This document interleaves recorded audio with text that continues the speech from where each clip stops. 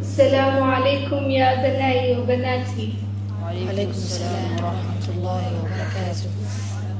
أبنائي وبناتي، إن دراسة السيرة النبوية ليست مجرد قصص تاريخية، بل هي طريق نعرف به حقيقة الإسلام كما عاشها نبينا محمد صلى الله عليه وسلم. فقد كان قدوتنا في كل خلق كريم امتلأت حياته بالصبر والعدل والرحمة والجود والتواضع، حتى شهد الله له بقوله: وإنك لعلى خلق عظيم. وقال حسان بن ثابت مادح رسول الله صلى الله عليه وسلم: وأجمل منك لم ترى قط عيني، وأفضل منك لم تلد النساء، خلقت مبرأ من كل عيب، كأنك قد خلقت كما تشاء. وقال صاحب البردة: فإن فضل رسول الله ليس له حد فيعرب عنه ناطق بفمه. فهذه السيرة العطرة هي مدرستنا في الأخلاق، ومنها نأخذ القدوة والنور. والآن لننتقل معا إلى فقرة الأسئلة لنتذكر ما تعلمناه. السؤال الأول: ولا شك أنكم تعرفتم في دروسكم على المكان الذي كان النبي يحب الخلوة فيه، فما هو؟ من يجيب هذا السؤال؟ تفضل يا عمار. حق فريسة. تفضلي لهذه المحاضرة. في غار حراء كان محمد صلى الله عليه وسلم يذهب إلى غار حراء ويبقى شهر رمضان هناك يتعبد ويتفكر في خلق الله. أثناء ذلك نزل جبريل عليه وضمه بقوة وقال له: اقرأ. قال محمد صلى الله عليه وسلم: ما أنا بقارئ. كرر عليه جبريل وقال له: اقرأ. قال النبي صلى الله عليه وسلم: ما أنا بقارئ. كرر جبريل على محمد للمرة الثالثة وقال: اقرأ باسم ربك الذي خلق. خلق الإنسان من علق. اقرأ وربك الأكرم الذي علم بالقلم. علم الإنسان ما لم يعلم. رجع محمد صلى الله عليه وسلم إلى خديجة خائفا وهو يقول: زملوني زملوني غضوني. غضته السيدة خديجة وهدأت من خوفه، ثم سألته: ما بك يا محمد؟ ماذا حدث معك؟ لماذا أنت خائف؟ أخبر محمد صلى الله عليه وسلم خديجة عن الذي حدث له، ثم قال: يا خديجة، خفت على نفسي. قالت خديجة: كلا والله، لا يخزيك الله أبدا، إنك لتصل الرحم وتساعد الضعيف وتكرم الضيف. ما شاء الله. السؤال الثاني: ولا شك أنكم سمعتم عن الموقف الذي نصر فيه النبي المظلوم قبل البعثة، ما هو؟ من يجيب هذا السؤال؟ تفضل يا عمار. حلف الفضول. إذا تحدث عن حلف الفضول. حلف الفضول: جاء تاجر إلى سوق مكة ومعه بضاعة يريد أن يبيعها. أثناء ذلك جاء زبون واشترى بضاعة من التاجر، ولكنه لم يدفع ثمنها. غضب التاجر واشتكى إلى الناس فلم ينصره أحد. في المقابل رأى بعض عقلاء مكة ذلك فغضبوا ودعوا الناس إلى اجتماع عاجل.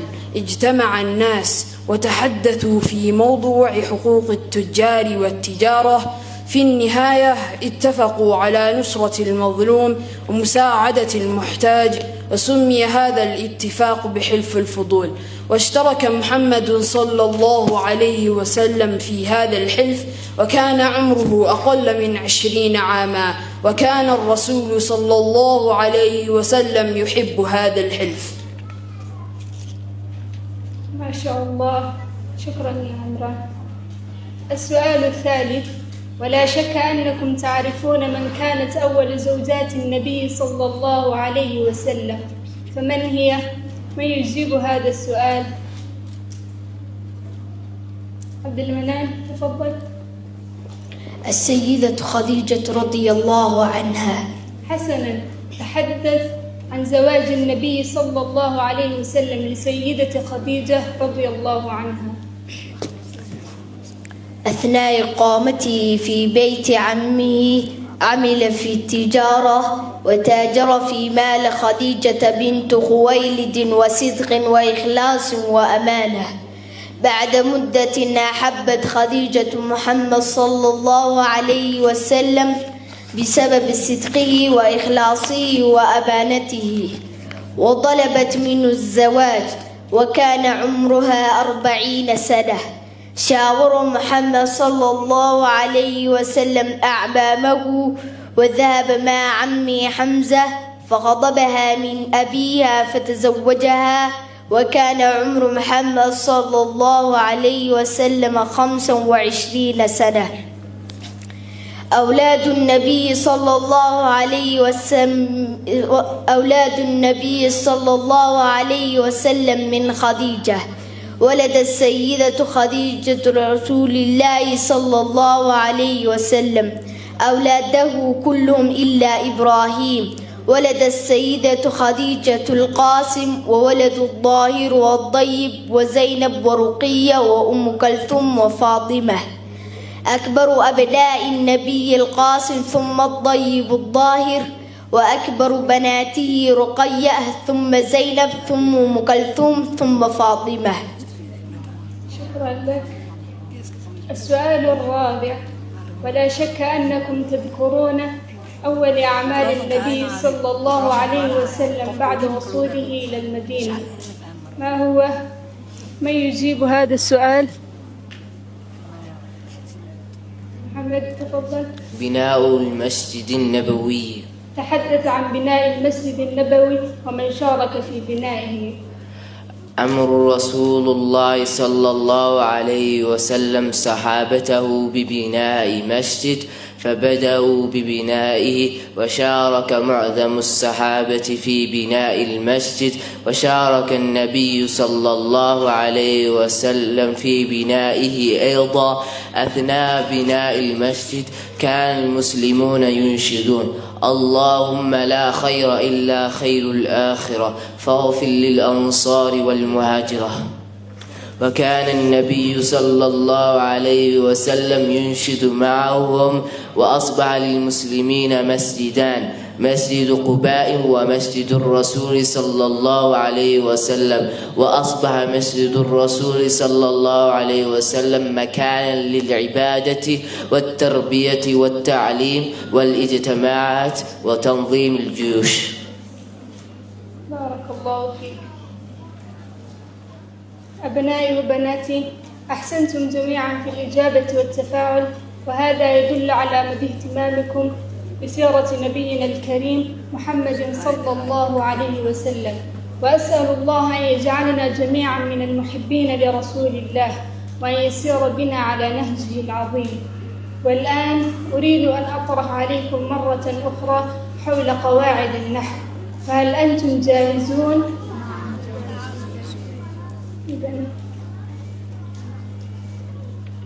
السؤال الأول: ما هو النحو لغة واصطلاحا وفائدته؟ من يجيب هذا السؤال؟ تفضل يا سهام.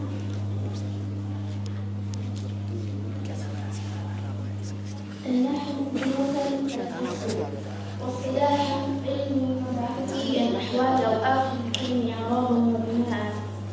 فائدته صيانة اللسان عن الخطأ في الكلام والاستعانة على فهم القرآن الكريم وسنة رسول الله صلى الله عليه وسلم. وكم ينقسم الفعل وأقسامه؟ ينقسم الفعل إلى 3 أقسام، وهي: الأول ماض نحو جلس، كتب، قرأ. الثاني مضارع نحو يجلس، يكتب، يقرأ. الثالث أمر نحو اجلس، اكتب، اقرأ. شكرا لك. السؤال الثاني: كم مرفوعات الأسماء وما هي؟ من يجيب هذا السؤال؟ تفضل يا سعدي. مرفوعات الأسماء 7: الفاعل المفعول الذي لم يسمى فاعله، والمبتدأ وخبره واسم كان وأخواتها، وخبر إن وأخواتها، والتابع للمرفوع. وكم ينقسم الفاعل وما هي؟ ينقسم إلى قسمين: ظاهر ومضمر. فالظاهر نحو قولك: قام زيد ويقوم زيد، وقام الزيدان ويقوم الزيدان، وقام الزيدون ويقوم الزيدون، وقام الرجال ويقوم الرجال، وقامت الهند وتقوم الهند، وقامت الهندان وتقوم الهندان، وقامت الهندات وتقوم الهندان، وقامت الهنود وتقوم الهنود، وقام أخوك ويقوم أخوك، وقام غلامي ويقوم غلامي، وما أشبه ذلك. والمضمر 12 نحو قولك: ضربت وضربنا وضربت وضربت وضربتما وضربتم وضربتن، وضرب وضربت وضربا وضربوا وضربنا. إعرابي قول الله تعالى: كان الناس أمة واحدة وكذلك الطلاب يكتبون الدرس. كان فعل ماضي ناقص ترفع الاسم وتنصب الخبر، مبني على الفتح لا محل له من الإعراب. الناس اسم كان مرفوع وعلامة رفعه ضمة ظاهرة على آخره. أمة قبر كان منصوب وعلامة نصبه فتحة ظاهرة في آخره. واحد نعت لأمة ونعت منصوب وعلامة نصبه فتحة ظاهرة في آخره. الطلاب يكتبون الدرس. الطلاب مبتدأ مرفوع بالابتداء وعلامة رفعه ضمة ظاهرة على آخره لأنه جمع تكسير. يكتبون فعل مضارع مرفوع وعلامة رفعه النون نيابة عن الضمة لأنه فعل من أفعال 5. والواو ضمير مستتر مبني على السكون في محل رفع فاعل. الدرس مفعول به منصوب وعلامة نسبه فتحة ظاهرة في آخره. وجملة من فعل وفاعل ومفعول في محل رفع قبل المبتدأ. ما شاء الله، أحسنت يا سعدي. السؤال الثالث: ما هي الحرف؟ تعريف الحرف وأقسامه وعلامته. من يجيب هذا السؤال؟ أكرم، تفضل. تعريف الحرف: ما لا يدل على معنى كاملا إلا مع غيره، علامته عدمية، إنه لا يقبل علامات الاسم ولا علامات الفعل. أقسامه: ينقسم الحرف إلى 3 أقسام. أولا حرف مختص بالأسماء نحو في، على، من، إلى. ثانيا حرف مختص بالأفعال نحو أن، لم، لن، لما. ثالثا حرف مشترك بين الأسماء والأفعال نحو هل. شكرا. السؤال الرابع: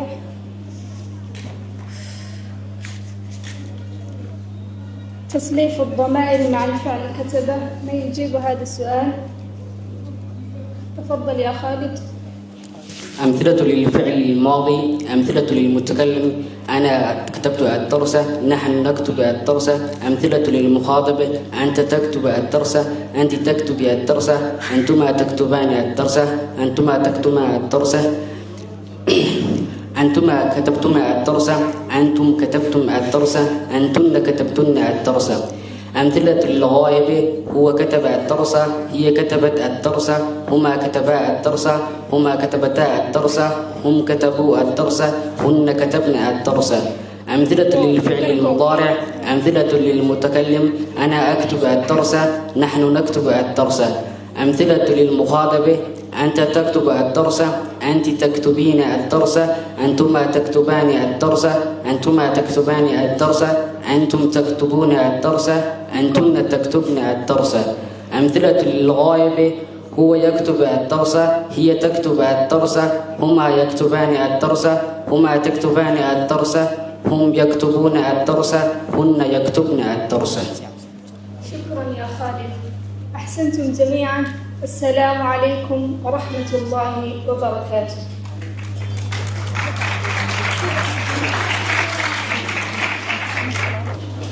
السلام عليك يا كوثر، رأيتك اليوم تتحدثين مع المعلمة بعد الحصة، هل كانت تمتح؟ وعليك السلام يا عائشة. نعم، كانت تسألني عن طريقتي في المذاكرة لأنها لاحظت أنني تحسنت كثيرا في الاختبارات الأخيرة. ما شاء الله، بصراحة أنا أراك من الطالبات المتميزات في الفصل. أخبرني، ما هو سر الطالبة الناجحة؟ شكرا يا عائشة.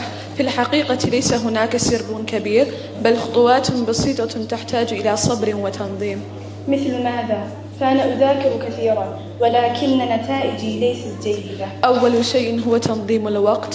أقسم يومي بين الدراسة والراحة والهوايات، ولا أؤجل المذاكرة إلى آخر لحظة. هذا صحيح، فأنا دائما أؤجل المراجعة إلى يوم الامتحان، وهذا خطأ يقع فيه كثير من الطلاب. ثانيا، أحاول أن أفهم الدرس بدل أن أحفظه فقط، فالفهم يجعل المعلومة تبقى في الذهن مدة أطول. فهمت، يعني النجاح لا يعتمد على الحفظ فقط بل على الفهم أيضا. بالضبط. وثالثا، الطالب الناجح يحترم معلميه ويستفيد من نصائحهم ويسأل عندما لا يفهم شيئا.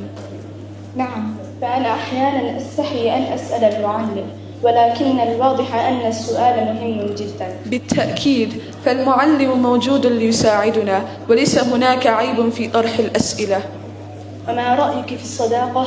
هل لها علاقة بالنجاح؟ طبعا، فالصديقة الجيدة تشجعك على الاجتهاد، أما الصديقة الكسولة فقد تضيع وقتك، لذلك اختاري صديقاتك بعناية.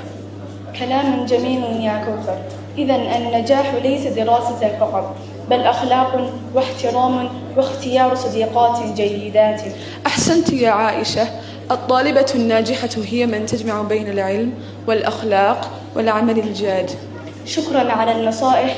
من اليوم سأحاول أن أكون طالبة ناجحة إن شاء الله. وأنا متأكدة أنك ستكونين كذلك، فأنت تملكين الإرادة. إن شاء الله، فلنبدأ من اليوم صفحة جديدة في دراستنا. نعم، والتوفيق لنا ولجميع زملائنا.